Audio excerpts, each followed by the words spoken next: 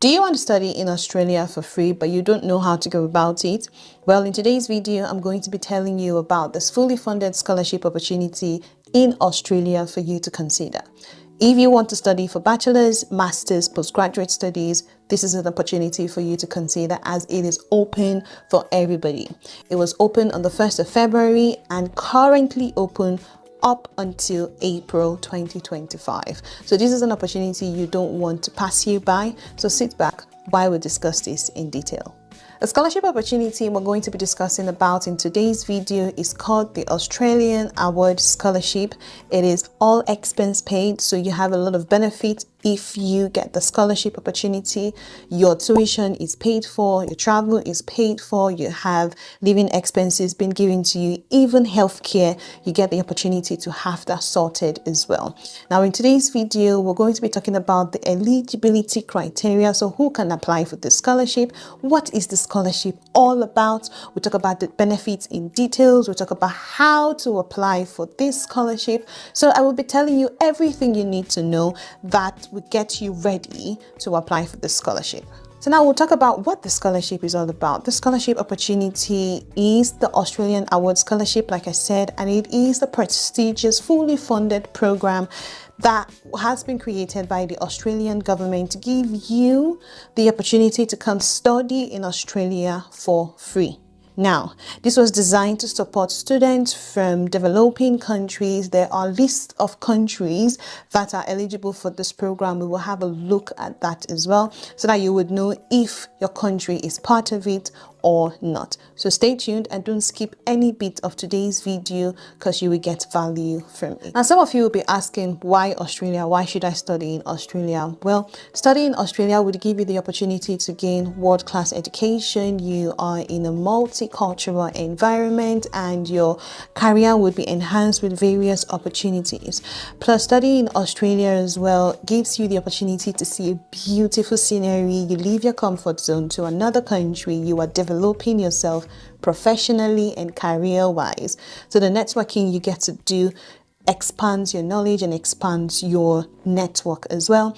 It is an opportunity for you to gain education from one of the top universities in the world. So Australia is home to top universities in the world. You also get exposure to diverse culture, like I talked about before, and international networks, because you and I know that networking with people is very important. You get to build your information, your relationship with people that could come handy further down the line. So you get to have such opportunity, and there is career opportunities as well. So in as much as you are studying, you also have the opportunity to grow in your career as well. So there are various fields that one can grow into. We have healthcare, IT, engineering, and bear it in mind that this opportunity is not just for postgraduates. You also have opportunities for undergraduate students as well. So this is something that you would want to consider if you are an undergraduate. And bear it in mind as well that it is a beautiful country. I mean, quite a number of people are looking to migrate into Australia.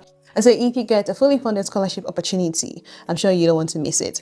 This is a great opportunity for you to consider, and it sounds too good to be true, right? Well, let's discuss the eligibility criteria and you would tell if you are eligible. Assess yourself, assess your situation, and give this a go if you are eligible. So the eligibility criteria for you to meet before applying for this Australian Award Scholarship opportunity: you need to meet the age criteria. So you need to be at least 18 years of age in the year that you will be starting the course. So you cannot be less than 18 years when you are applying for the scholarship, basically.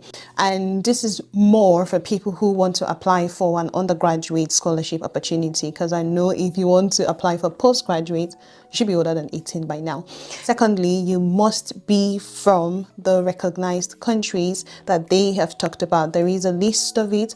I will tell us all about the list in the video. So you must be from one of those countries.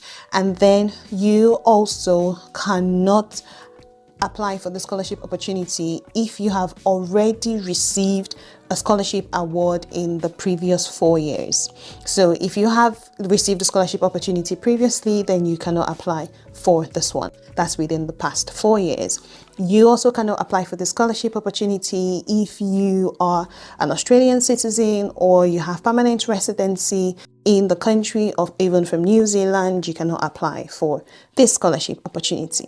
Another eligibility criteria that you have to meet is you have to be a citizen of those countries that are eligible for the scholarship opportunity. Like I said, I will talk about those countries in the video, so stay tuned and don't miss any. There are more eligibility criteria for you to meet. Everything has not been listed, so I've not listed out everything for you, but the link to have a read in details will be in the description box. But also do comment if you want me to send you the link, and I will send the link to you personally. Now let's talk about what makes the scholarship opportunity attractive. Why is it so attractive, and why am I bringing it your way? So if you get selected for the Australian Award Scholarship, first off, you get a fully funded tuition being paid for you. So you don't have to bother about school fees because that is sorted for you. Your flight as well would be sorted for you. So to Australia and from Australia back to your home country, that would be sorted out for you. You would also have something called an establishment support, so establishment funds, establishment fees. It's a one-time payment that the government would give to you to help you pay for things that has to do with your textbooks, your accommodation, those kind of things. It would be paid one-off. And then you would have contribution towards your living expenses as well. This would be paid every 2 weeks, and this is contribution towards accommodation, rent, those kind of things. You would have that being paid as well. Alongside all of these benefits that you would get, you would also have something called an introductory academic program. Now, this is for you to settle in easily, and it will tell you everything you need to be aware of about living, working, studying in Australia. So they want you to settle down easily and smoothly. So they want to tell you everything you need to know about Australia. So you would have that being provided for you as well. There are quite a number of benefits with the scholarship opportunity. If you are doing anything relating to research, there is support for you as well, and you would have healthcare as well throughout your stay, throughout the time that you would have the scholarship awarded for. You would have healthcare. So sometimes you might want to use the hospital, or you might want to see the healthcare practitioners. This covers everything for you. Now, this is truly a life-changing opportunity that you do not want to miss. And for us to take it to the next step, we will be talking about how to apply for the scholarship opportunity. Before you apply for the scholarship opportunity, you need to assess and see that you are from the eligible country. You then have to apply to one of the universities that is allocated or in association with the scholarship opportunity. There are over 40 of those universities, and we'll be showing them to you in today's video. And when you then see that, okay, this university is aligned with the scholarship, then you have to peruse through and see that they have the course that you are interested in. Bear it in mind that different countries have different priority areas or courses that the Australian government are looking for, and so we will be taking an example in today's video so that you have an idea of what it is that you are looking for. Then you need to get your documents that you would need to upload. It is an online application process. You don't need to send in any paper to anybody, but you have the opportunity to apply via mail if you do not have the access to use the Oasis system as the Australian government has required. So they have said that for you to apply for the scholarship, you need to apply through Oasis, but there is opportunity for you to apply through other means as well, instead of going through Oasis. But not all of those countries are eligible to do that. So have a look and see that your country has such opportunity. By the time you have finished applying for the course and you have applied for the scholarship and you were shortlisted, then you tend to do an interview if you were shortlisted following, the evaluation process after you've submitted your application before the deadline. So ensure that you submit your application before the deadline. But because I said I was going to show you eligible countries for the scholarship opportunity, let us have a look, and I'll show you on the Australian government's website so that you can have a look properly. So we're going to be having a look at the Australian Government Department of Foreign Affairs and Trade website. And because I said I was going to tell you about the participating countries, now we're going to be having a look into that to see if your country It's part of the countries that are eligible for the scholarship opportunity. So for the Australian Awards scholarships. So if you have a look on here, they have categorized it into continents, and then they broke down the countries under those continents that are eligible. So you can see Asia, Pacific, Africa, and in-country contacts. And then you can see all of the countries that are eligible under the continent of Asia. They are Bangladesh, Bhutan, Cambodia, Indonesia, you've got Maldives, Mongolia, Nepal, Pakistan, Philippines, Sri Lanka, Thailand, Vietnam, and some other countries that I did not mention. And under the Pacific, you have quite a number of them as well. You have the Fiji, you have Kiribati, you've got New Caledonia, Palau, Papua New Guinea. I'm so sorry if I don't know how to pronounce your country, but you have all of these countries here. The list is shown on the screen as well, and it will be in the description box. And also ask if you want it, and I'll send a link to you. Now, under Africa, you have quite a number of countries there, and you can see in Africa, you have Algeria, Angola, Benin, Botswana, Cote d'Ivoire, you've got Egypt, Ethiopia, Ghana, Kenya, you've got Nigeria, you've got Rwanda, you've got Morocco, you have Uganda, Tanzania, South Africa, Zimbabwe, Zambia, Uganda, Tanzania. I mean, you have all of these countries here. And if you go back to the page that we've just come from, remember when it says in-country contacts? Basically, what they have done is to put information about email addresses that you can send queries and concerns and anything you need clarity on. They have put the emails here so that you can contact them easily. So with Asia, all of those countries that were listed under the continent of Asia, you have email addresses there that you can send them an email and make your inquiries. So if you have a look, I'm just flipping through on the page so you have an idea of what it is I'm talking about, as you can see. And under Africa, Africa has just one. So as compared to the other continents that each country has their own email address, Africa has just one email address. So this is something that you would want to make good use of. So maybe take, for example, you start your application and you have an area where you are confused and you are not sure what to do. Send them an email, contact them, let them know this is what your queries are, this is what your concerns are, and they will answer your queries, answer your concern, and give you further clarity. So this is something that you want to have a look at. So another thing I said I was going to talk about in today's video is the universities that are eligible for the scholarship opportunity. And if you have a look on here, it tells you Australia awards participating institutions. There are a number, over 40 of them, I tell you. And you can see the Australian Catholic University, Aviation Australia, Bond University, you have Charles Sturt University, a number of them. I'm not going to list all of them.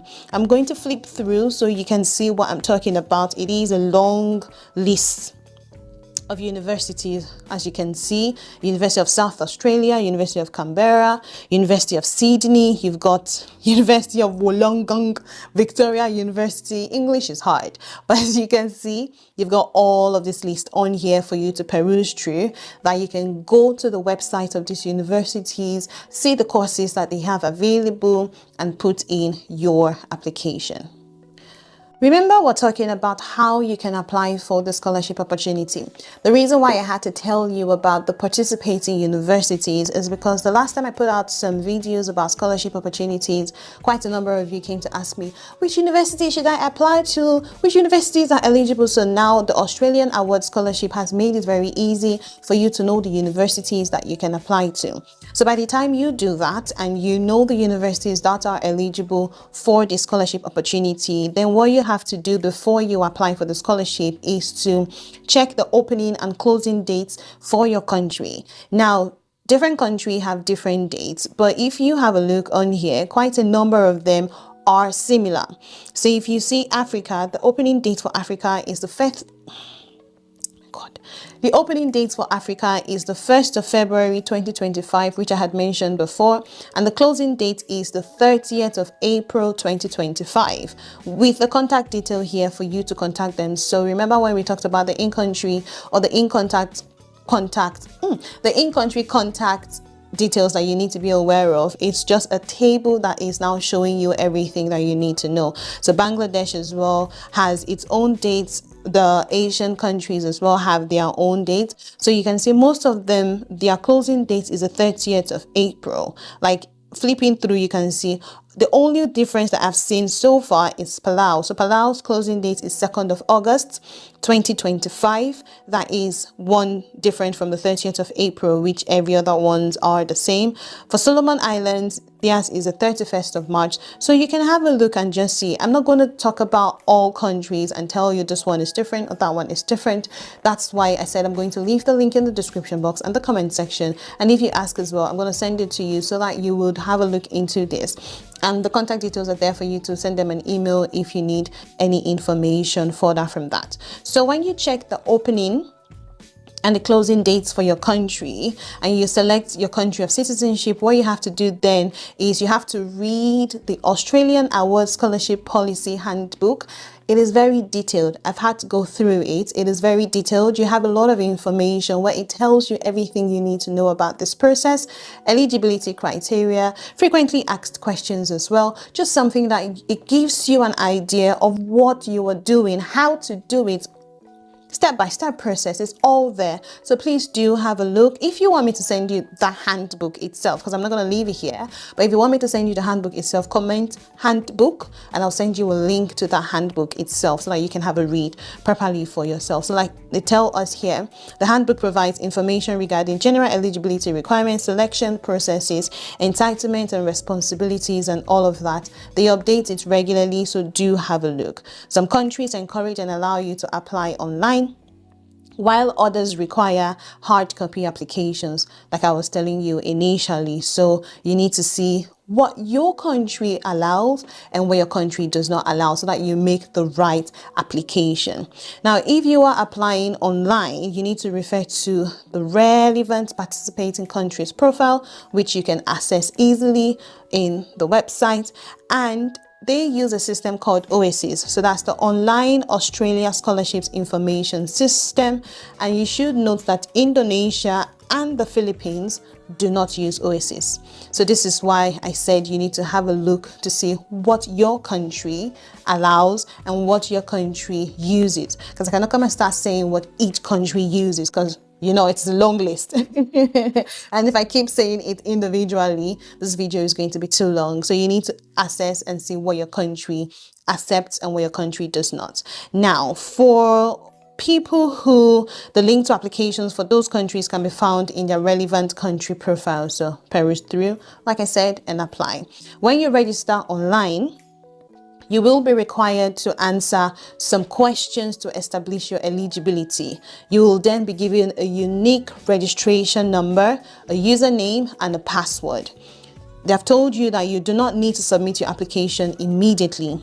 You can set up a draft application form and you update it when you get more documents and more things to upload, then you update it. And your supporting documentation can be uploaded as well until the designated closing dates as per your country. So for most countries, it is 30th of April. That's when it is closing. So ensure that you go through and see which is applicable to you.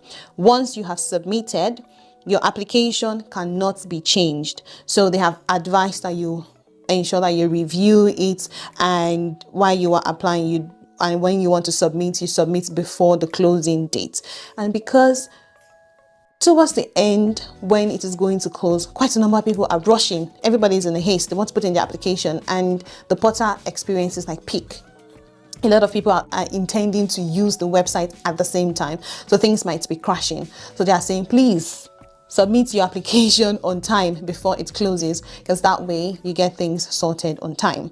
Now, if you are applying by mail, because not everybody, like Indonesia and the Philippines that do not use OASIS, if you are submitting by mail, they have said that if you are unable to submit your application online, you can apply by mail. And then there are participating countries that can use this route. For contact details to obtain a hard copy application form and any other templates such as referee reports, if applicable, you need to check your country's page to see the contact details that you need to contact to get the hard copy. Now, completed hard copy application forms and supporting documents must be submitted by the deadline specified by your country. Basically, every deadline, you have to go with your own country. You don't want to say, oh, because this country's deadline is so and so date, then my own country's deadline is the same thing. No, you have to go by your own country's deadline. So ensure that you go through that properly. The good thing about this opportunity is they have told us, or they've given us some frequently asked questions that people do ask, and they have said, what can I study? Now, study programs, they have answered here, it must relate to your country's priority areas for development, and this is listed on the profile of your country. So if you click on this one, let's just say we do an example. If you click on that one and we want to use, because I'm a Nigerian, let's go to Nigeria. So let's go to Africa.